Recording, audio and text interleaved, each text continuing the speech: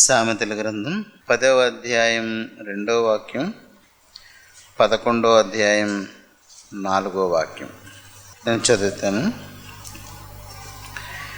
భక్తిహీనుల ధనము వారికి లాభకరము కాదు, నీతి మరణము నుండి రక్షించును. 11:4 ఉగ్రత దినమందు ఆస్తి అక్కరకు రాదు, నీతి మరణము నుండి రక్షించును. భక్తిహీనుల ధనము వారికి లాభకరము కాదు. భక్తిహీనుల ధనము వారికి అంటే భక్తిహీనుల ధనము భక్తిహీనులకు లాభకరము కాదు. అది గుర్తుపెట్టుకోరా, లాభకరం అనుకుంటారు. ఉగ్రత దినమందు ఆస్తి అక్కరకు రాదు అంటే నేను 2 వాక్యాలు కలిపేశాను. ఎందుకంటే 2వ పాదం రెండింటికి ఒకటే గనక. నీతి మరణం నుండి రక్షించును అనేది 2 వాక్యాలకు ఒకటే. కాకపోతే ఆ మీదనున్న మొదటి పాదమే మారింది. ఆ మొదటి పాదం ఏంటంటే భక్తిహీనుల ధనము భక్తిహీనులకు లాభకరము కాదు, ఉగ్రత దినమందు ఆస్తి అక్కరకు రాదు, నీతి మరణము నుండి రక్షించును. ఇంకా ఆ వాక్యాలు మనం దగ్గరగా పేర్చుకుంటే, వాటిని ఒక పేపర్ మీద రాసుకొని కొంచెం దగ్గరగా చేర్చుకుంటే మనం ఇలా కూడా చదవచ్చు. ధనము లాభకరము కాదు, ఆస్తి అక్కరకు రాదు. అంటే మనం అర్థమయ్యేలాగా ఆ వాక్యాన్ని మనం మలుచుకోవాలంటే ధనము లాభకరము కాదు. లాభము అంటే లాభకరము. లాభం ఎప్పుడు వస్తుంది?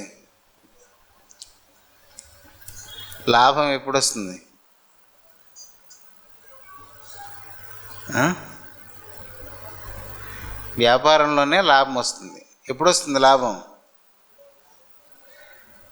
ఒక వస్తువుని తక్కువ ధరకు కొని దాన్ని ఎక్కువ ధరకు అమ్మితే మన పెట్టుబడి పోను, మిగిలింది మనకు లాభం.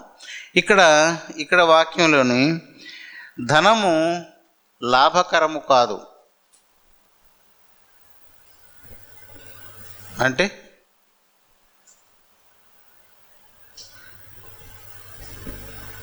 ఇందాక మనం లాభమే చదివాం. ధనము లాభకరము కాదు అంటే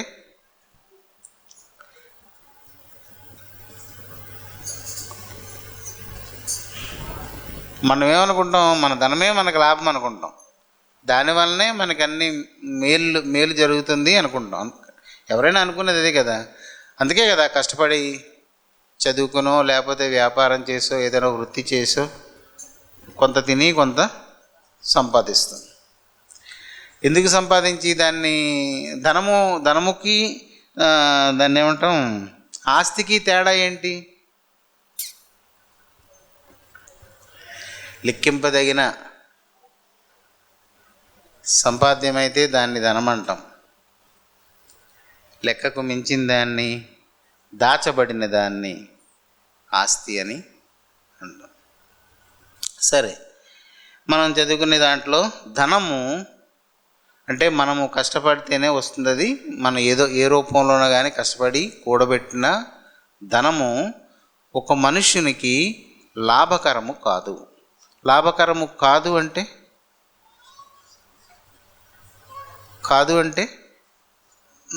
నష్టం కలుగజేస్తుంది.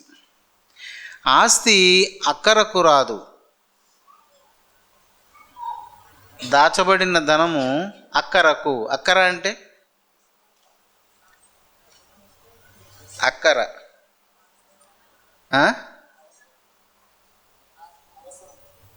అవసరం కాదు, చెప్పాలా? అక్కర అంటే ఆవశ్యకమైన కార్యం, అత్యవసరముగా తప్పనిసరిగా చేయవలసిన కార్యాన్ని అక్కర అంటాం.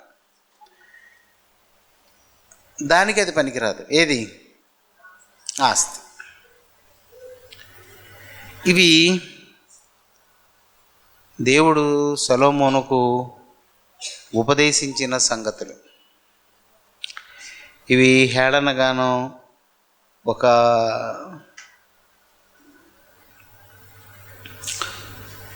ఏదో సరదాగా తీసుకునేది అంశం మాత్రం కాదు ఇది.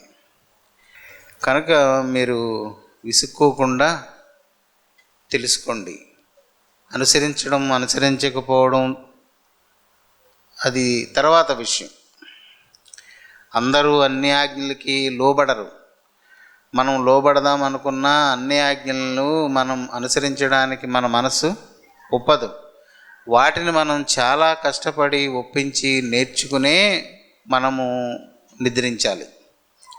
ఎవడైనా అసంపూర్ణంగా చనిపోతే వాని ఆత్మ నిత్య జీవానికి పనికిరాదు.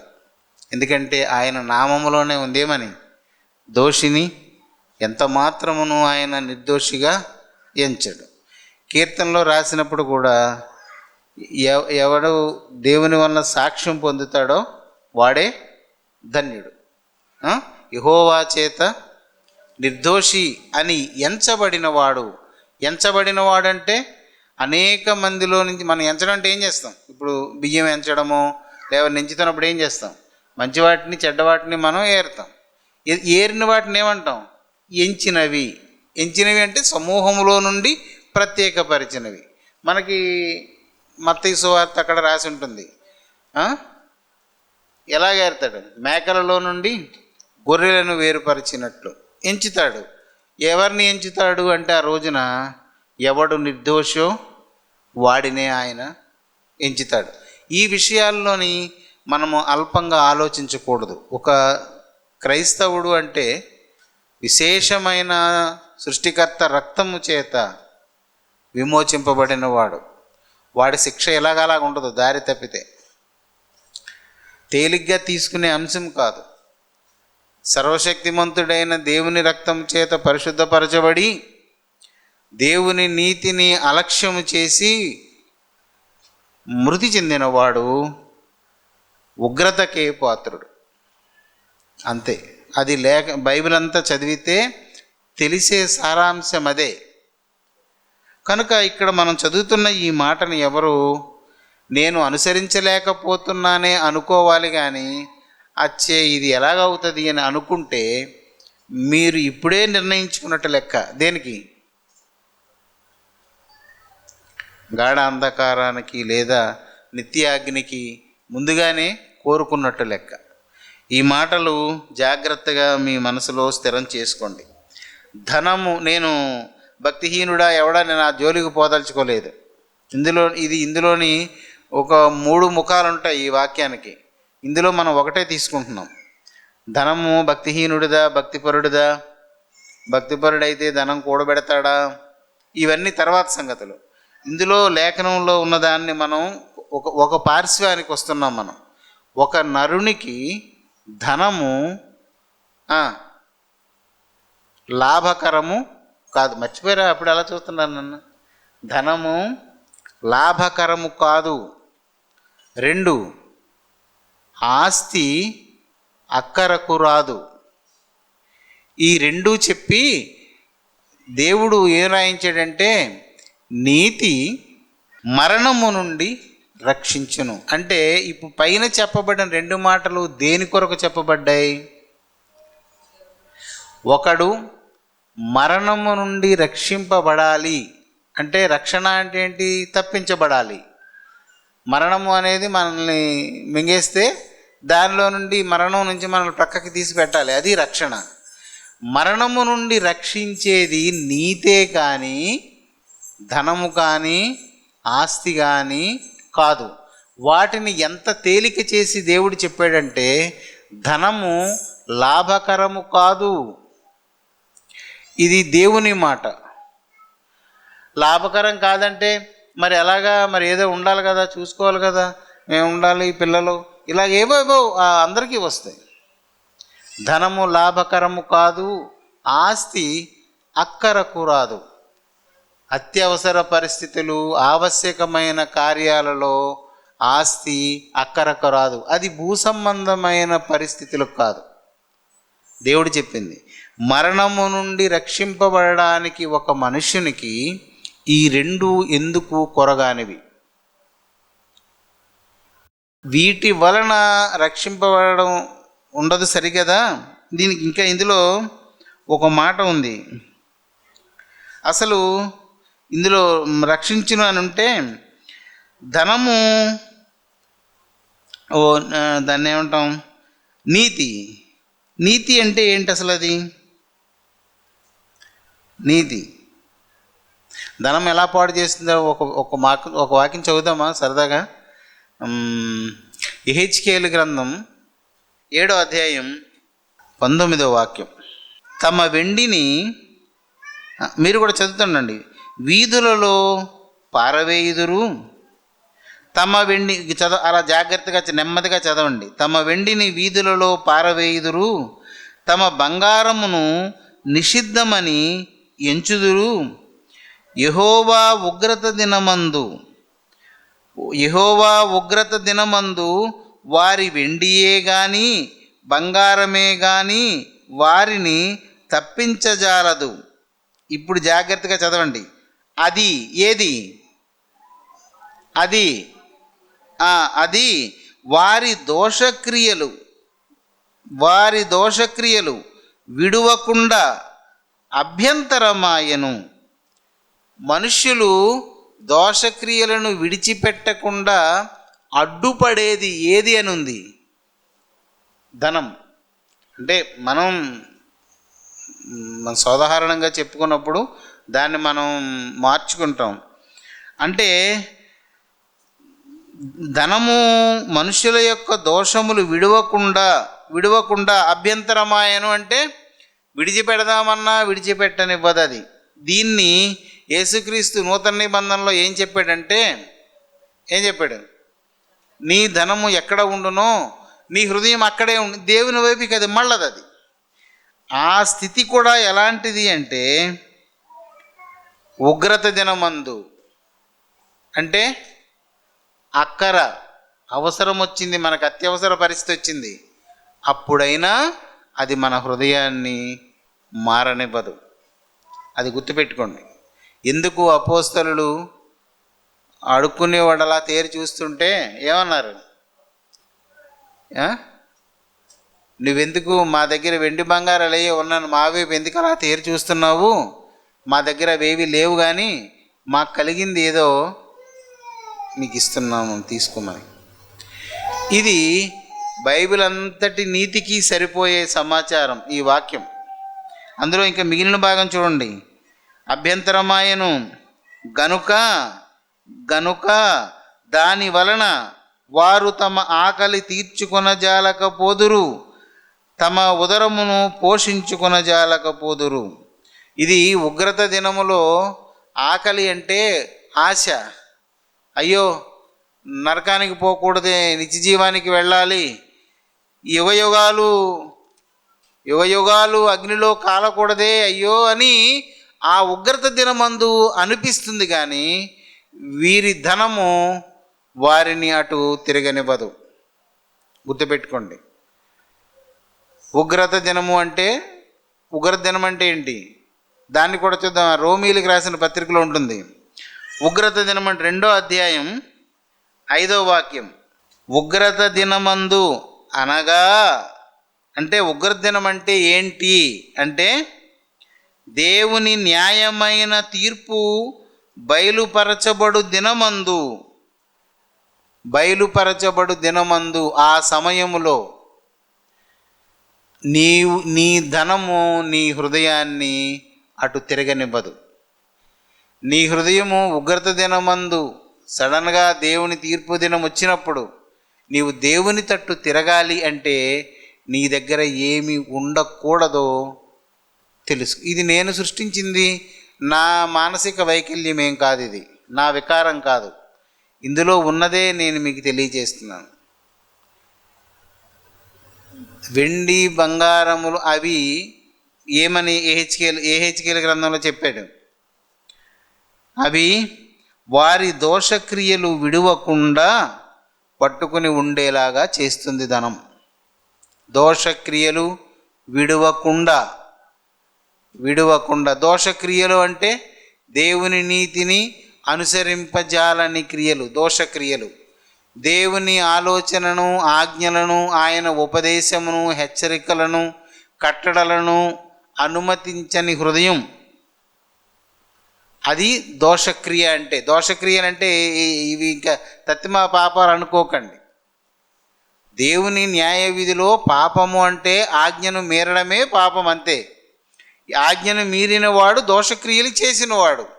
ఈ దోషక్రియలు ధనము కలిగిన వాడిని ఆపద కాలంలో తిరగనివ్వదు. ఎందుకు తిరగనివ్వదు అంటే నేనేం చెప్తాను, ఆయన దేవుడు చెప్పాడు ఆ మాట. నేనేమి దాన్ని కాదు అవును అని నేనేమనగలను? నా దగ్గర అంత శక్తి ఉంటుందా? ఆయనే చెప్పాడు, యెహోవా ఉగ్రత దినమందు వారి వెండియే గాని బంగారమే గాని వారిని తప్పింపజాలదు, ఉగ్రత నుంచి తప్పించలేదు. ఒకటి, లాభకరము కాదు అనడానికి.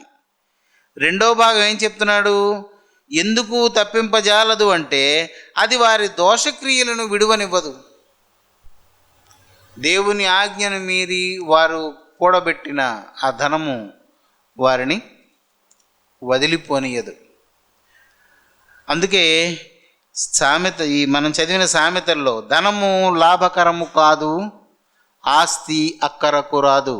ఈ సంగతిని దేవుని ప్రజలు గుర్తుపెట్టుకోవాలి. ఎందుకంటే ఈ లోకంలో నిత్యము ఆ రెండింటి మీదే, ఆ దాని మీదే మనసు ఉంటుంది. మనం ఎప్పుడు చెప్పుకుంటాం, యేసుప్రభు కూడా ఏం చెప్పాడంటే దేవుడికి సరి అయిన వ్యతిరేక పదం ధనము, అంతేనా? ఒకడు సిరికిని దేవునికిని అంటే రెండు త్రాసుల్లో ఉంటాయన్నమాట. దేవుడే అలాగ పోల్చాడు, మరి దానిని మనం కాదనలేము. ఈ విషయాన్ని మనం ఇప్పుడు అటు వెళ్ళే కన్నా ఈ ఒక్క వాక్యాన్ని మనం హృదయంలో చొప్పించుకుందాం. ధనము నిత్య జీవమునకు ప్రయాసపడేవానికి లాభకరము కాదు.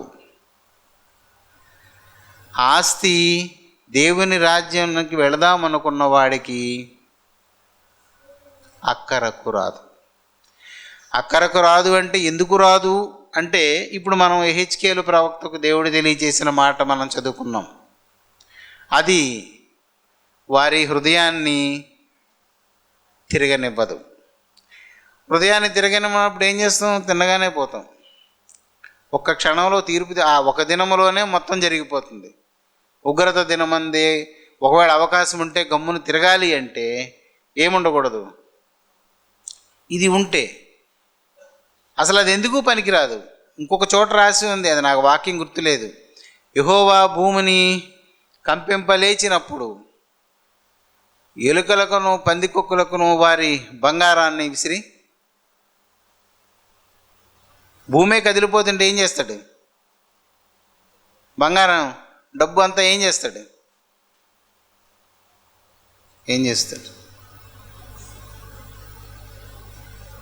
ప్రాణమే పోతుంటే ఏం చేస్తాడు వాడు? ఎందుకు నాకు ఈ రక్షింపలేదు, ఇదంతా ఒక ముద్ద ఉందనుకోండి, ఒక 10 కేజీలు బంగారం ముద్ద ఉందనుకోండి, ఏం చేస్తాడు? అంతే, అవన్నీ అక్కడ రాసి ఉన్నాయి. తప్పింపజాలవు, ఆకలి తీర్చలేవు. కనుక ధనము దేవుని పిల్లలకు లాభకరము కాదు. నేను ఎన్నిసార్లైనా ఈ మాటలు రుబ్బుతూనే ఉంటాను. ధనము దేవుని పిల్లలకు లాభకరము కాదు, ఆస్తి దేవుని పిల్లలకు అక్కరకు రాదు. ఇదే ఈరోజు మనం నేర్చుకోవాల్సిన పాఠం. తర్వాత, నీతి మరణము నుండి రక్షించును. అంటే ఈ రెండిటికి వ్యతిరేకమైనది. ఎప్పుడు కూడా సామెతలు ఎలా ఉంటుంది? సామెతల్లో సామ్యం ఉండదు, భేదమే ఉంటుంది. మొదటి పాదానికి రెండవ పాదానికి భేదమే ఉంటుంది. ఇక్కడ అది మనకి లాభకరము కాదు, అక్కరకు రాదు. దేనికి? మరణము నుండి రక్షింపబడడానికి లాభకరము కాదు, అక్కరకు రాదు. మరి ఏది మనల్ని మరణం నుండి రక్షిస్తుంది అంటే నీతి. నీతి అంటే ఏంటి? బైబిల్ వాక్య ప్రకారంగా అయితే ద్వితీయోపదేశకాండం 5వ అధ్యాయం మీరు చదివారు, నేను చాలాసార్లు చెప్పాను కూడా. ద్వితీయోపదేశకాండం 6:25 మన దేవుడైన యెహోవా మనకు ఆజ్ఞాపించినట్లు, పరిగెట్టద్దు, మనం జాగ్రత్తగా, మన దేవుడైన యెహోవా మనకు ఆజ్ఞాపించినట్లు, ఎలాగైతే ఆజ్ఞాపించాడో ఆజ్ఞానుసారముగా ఆయన సన్నిధిని ఈ సమస్తమైన ఆజ్ఞలను అనుసరించి మనము నడుచుకున్నప్పుడు మనకు నీతి కలుగును. నీతి అనేది ఒక స్వభావం, అది దృశ్యరూపకమైన వస్తువు కాదు. ధనము, రెండోదేంటి, ఆస్తి దృశ్యరూపకమైనవి, శరీరానికి సంబంధించినవి, మరణ సంబంధమైనవి. నీతి అనేది జీవ సంబంధమైనది, ఆత్మ సంబంధమైనది, అది దైవ సంబంధమైనది. ఈ నీతి మనకు ఎప్పుడు వస్తుంది అంటే దేవుని సమస్తమైన ఆజ్ఞలను ఆయన ఆజ్ఞాపించినట్లుగా అనుసరించి ఒకరు నడిచినప్పుడు కాదు. ఏమనుంది? నడుచుకొనున్నప్పుడు. అది జీవితకాలం అంతా జరుగుతూ ఉండాలి. నడుచుకొనున్నప్పుడు మనకు నీతి అనేది కలుగుతుంది. ఆ నీతి మరణము నుండి రక్షిస్తుంది. నీతి మరణం నుంచి రక్షిస్తుంది. నీతిని మీరు అనుసరించండి అంటే అప్పుడు మనం ఏం చేస్తాం? నీతిని అనుసరిస్తున్నామని బయలుదేరుతాము, నీతిని అనుసరిస్తూ ఉంటాము, కానీ ధనాన్ని, ఆస్తిని కూడబెడతాం. ఇది అడ్డు అని ముందు దీన్ని తీసి దాన్ని చెప్పాడు. ముందు ఏది చెప్పాడు? మొదటి పాదంలో ఏది రాశారు? మొదటి పాదంలో ఏమనుంది? ధనము లాభకరము కాదు, నీతి మరణము నుండి రక్షించినంటే, మరణము నుండి రక్షింపబడడానికి ధనము లాభకరము కాదు అంటే నష్టదాయకమే. మరణము నుండి రక్షింపబడడానికి ధనము నష్టదాయకము. ఇప్పుడు ఇది ఒక పాదమైంది మన దగ్గర. ఇంకా ఆస్తి అనేది మరణము నుండి రక్షింపబడడానికి అక్కరకు రాదు. అక్కర అనేది ఒకసారి వచ్చే ఒక పరిస్థితి. అది ఎప్పుడు వస్తుంది అక్కర అనేది? ఉగ్రత దినమందు అక్కర మనకు అవసరం వస్తుంది. ఈ ధనము ఎలా అయిపోయిందా, గమ్మున నేను తప్పించుకోవాలి అని. తప్పించుకుందామంటే నీ దగ్గర ఉన్న ఆస్తి, నీ దగ్గర ఉన్న ధనము నీ హృదయాన్ని తిరగనివ్వదు.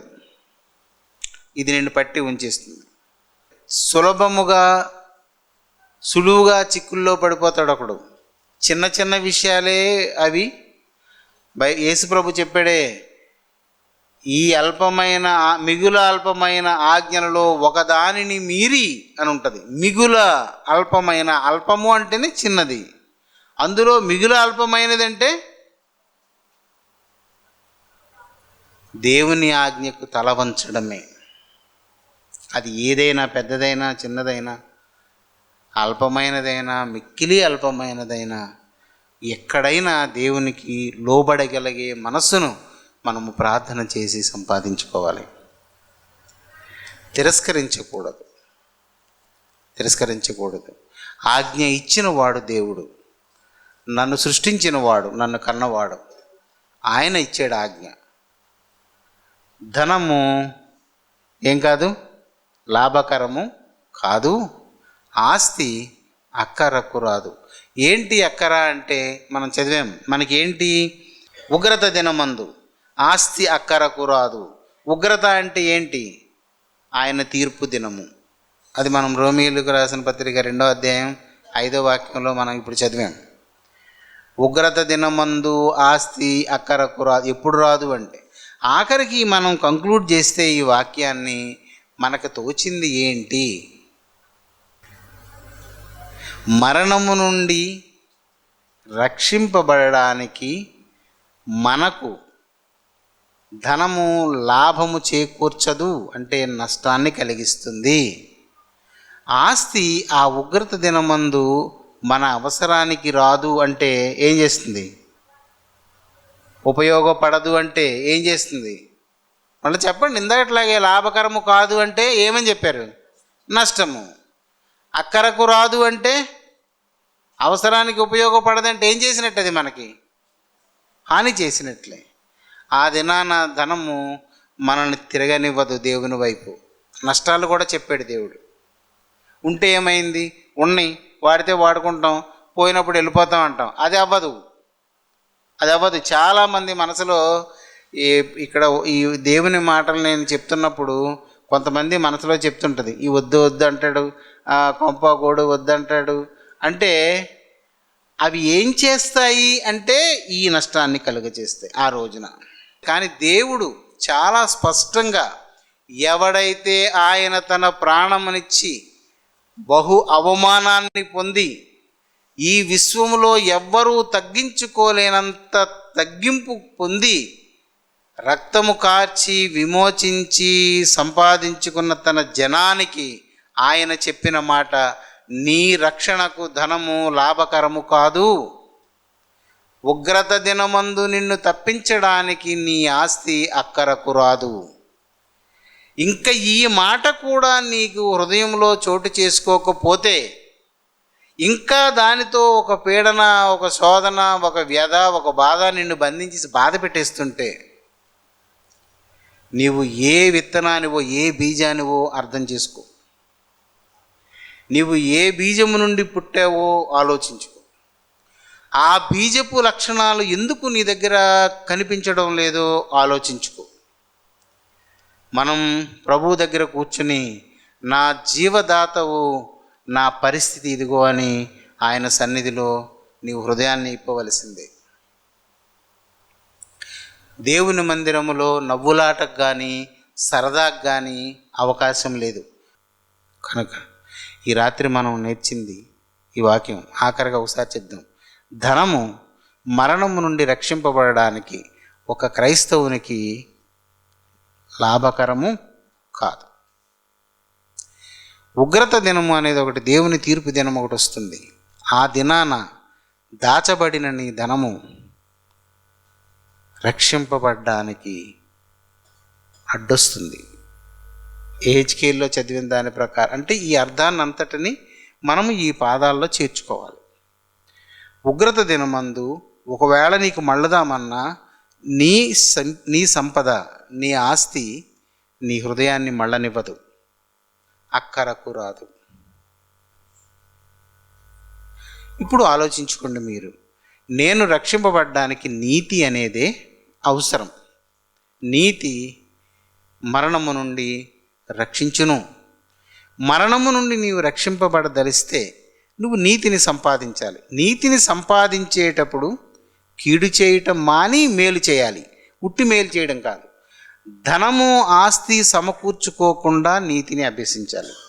మీరు వెళ్ళి ఈ వాక్యాలు రెండు రాసుకుని, వాటికి ఉగ్రత అంటే ఏంటో, ఉగ్రత దినమందు ధనం ఏం చేస్తుందో, ఈ రోమీయులకు రాసిన పత్రిక 2వ అధ్యాయం 5వ వాక్యం, ఇది 7:19, ఎహెచ్కేల్ 7:19, ఆ 2 వాక్యాలు రాయండి ఒక పేపర్ మీద. దాని అర్థాన్ని అలా చదువుతూ ఉంటే మీకు తెలుస్తుంది. ఆ మాట మన కొరకు ప్రాణం పెట్టిన వాడు చెప్పిన మాట, అది వారు వీరు చెప్పింది కాదు. ఆయనే మనలను మరణం నుంచి రక్షించడానికి ఇష్టపడి, చెడుదారిలో పోతున్న మనల్ని సమకూర్చుకొని రక్షించి అన్నీ చేసి ఇలా బ్రతకమని చెప్పినప్పుడు, అలా బ్రతకకపోతే రక్షణ కలుగుతుందా? రక్షణ కలుగుతుందా? రక్షణ కలగదు.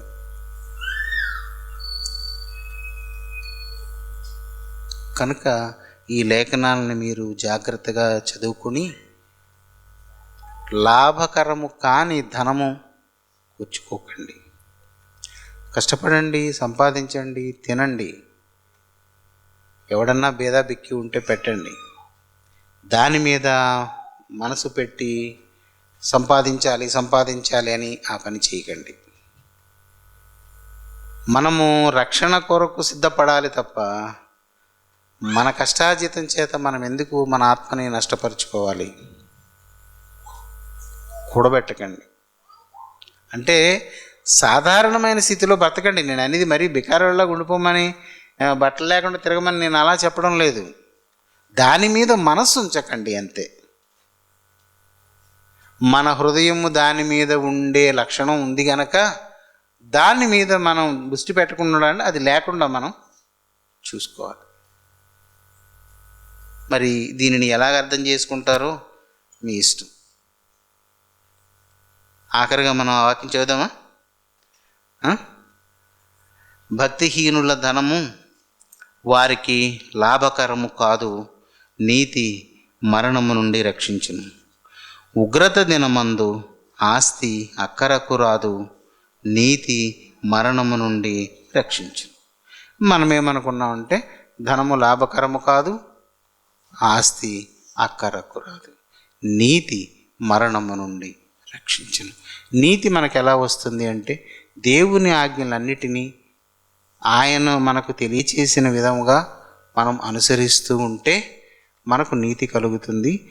ఆ నీతే మనలను, దీనికి డబ్బుకి సంబంధం లేదు, నీతికి డబ్బుకి సంబంధం లేదు. నీతి దేవుని ఆజ్ఞలను అనుసరిస్తేనే వస్తుంది. మనము నీతిని అనుసరించడం మాని ధనాన్ని అనుసరిస్తే అది మనకు, అది నేను చెప్పేది, నీతిని అనుసరిస్తూ ధనాన్ని అపేక్షిస్తుంటే నీతిని అనుసరించడం అవ్వదు. కనుక ఒకవేళ మనకి కీర్తనలు 62:10 ఉంది, ధనము హెచ్చినను దానిని అనంది. దేనిని హెచ్చిన ధనము, అది దానిని లక్ష్య పెట్టకుడి. లక్ష్యము అంటే లక్ష్య పెట్టడం అంటే అసలు అది ఉందా పోయిందా, అసలు దాని ఆలోచనే ఉండకూడదు, లక్ష్యం ఉంచకూడదు. కిందన డబ్బులు పడిపోతే ఏం చేస్తారు మన వాళ్ళు? తీసి అది మామూలుది, దేవతలు ఇచ్చేయడం. అసలు లక్ష్యమే ఉంచకూడదు, అది ఉందా పోయిందా లేదు అనే అంత దూరంగా ఉండాలి ఒక రక్షణ కోరుకునేవాడు. ఒక ధనము హెచ్చినను అంటే దాని అర్థం ఏంటి?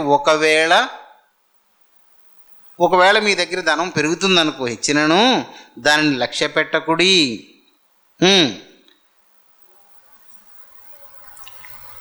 11వ వాక్యం ఉంది చూడండి, బలము తనదని ఒకమారు దేవుడు సెలవిచ్చెను. దేనికి బలం? దేనికి? రక్షణకు. మిమ్మల్ని పాపము నుండి మరణము నుండి తప్పించే బలము అది ధనములో లేదు, నాలోనే ఉంది అని 2 మార్లు ఆ మాట నాకు వినబడెను. తర్వాత ఎప్పుడన్నా ఆ 2 మార్లు ఏంటి అనేది ఎప్పుడని చెప్పుకోవచ్చు. కనుక దేవుని పిల్లారా, ఈరోజు ఈ వాక్యాన్ని మనం చదువుకున్నాం. ఆఖరిగా ఈ వాక్యం చదువుకుని మనం ప్రార్థన చేసుకుందాం. మళ్ళీ చదువుదాం. భక్తిహీనుల ధనం అంటే వాక్యం స్ట్రక్చర్ పోకుండా చదువుతున్నాం అంతే. నిజానికి మనం నేర్చుకున్నది ఏంటంటే మరణము నుండి రక్షింపబడడానికి ధనము లాభకరము కాదు.